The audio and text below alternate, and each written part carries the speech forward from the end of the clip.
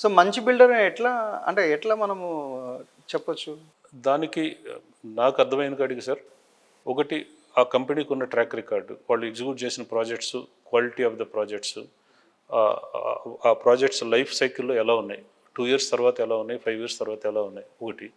రెండోది, ఆ కంపెనీకి బిహైండ్ ఒక పర్సన్ ఉంటాడు, ఒకళ్ళు ఇద్దరు ఉంటారు. ఆ పర్సన్స్ క్రెడెన్షియల్స్ ఏంటి, వాళ్ళ ఇంటిగ్రిటీ ఏంటి, అవి రెండు కనుక కరెక్ట్గా అనలైజ్ చేసుకోగలిగితే ప్రాజెక్ట్ త్రూ అయిపోతుందండి. సో అట్లా కాకుండా ఈ ప్రీ సేల్స్లో ఏమవుతుందంటే, నా దగ్గర ఏదో ఒక ల్యాండ్ ఉందని చెప్పి బిల్డరు, నేను ఇదిగో నీకు ఒక ఫ్లాట్కి మోయిన ఇంత అమ్మేస్తాను, దాన్ని ఎక్కడ రికార్డు ఉండదండి. ఎంతమందికి అమ్ముతున్నాడో తెలియదు, అసలు ఆయన ఎన్ని ఎకరాలు కొన్నాడో తెలియదు, నీ పేరు మీద ఏమీ ఉండదు, ఎంతమందికి అమ్ముతున్నాడో తెలియదు, ఈ డబ్బులు తీసుకెళ్ళి మళ్ళీ ఏం చేస్తున్నాడో కూడా తెలియదు. అక్కడ ఎక్కువ మంది ఈ ప్రీ సేల్స్లో అలాంటి దాంట్లోకి వెళ్లకుండా ఉండాలనేదే నా ఒపీనియన్ అండి. ఓకే. బట్ మీరు మీరు 10 మంది కలిసి ల్యాండ్ కొంటున్నారు, సో ల్యాండ్ మీ పేరు మీద రిజిస్టర్ అవుతుంది, మీరు డెవలప్ చేస్తున్నారు, ఇంటర్న్ మీ ఫ్లాట్స్ మీకు వస్తున్నాయి.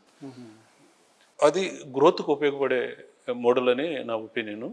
బట్ ప్రీ సేల్స్లో మీ పేరు మీద ఏమీ లేకుండా, ఆయన ఊరికే పేపర్ మీదనే చెప్తున్నాడు, మీరు పేపర్ మీదనే కొంటున్నారు, బట్ దట్స్ నాట్ గెటింగ్, ఎక్కడ రిజిస్టర్ అవ్వట్లేదు ఏ అథారిటీ దగ్గర అనే దాంట్లోకి వెళ్ళినంత దూరం రిస్కే అవుతుందనేదే నా ఒపీనియన్ అండి. You are advising people to stay away from pre sales. Pre sales మీ పేరు మీద లేకుండా ఊరికే పేపర్ల మీద చేసే ట్రాన్సాక్షన్స్లోకి అయితే వెళ్ళొద్దు.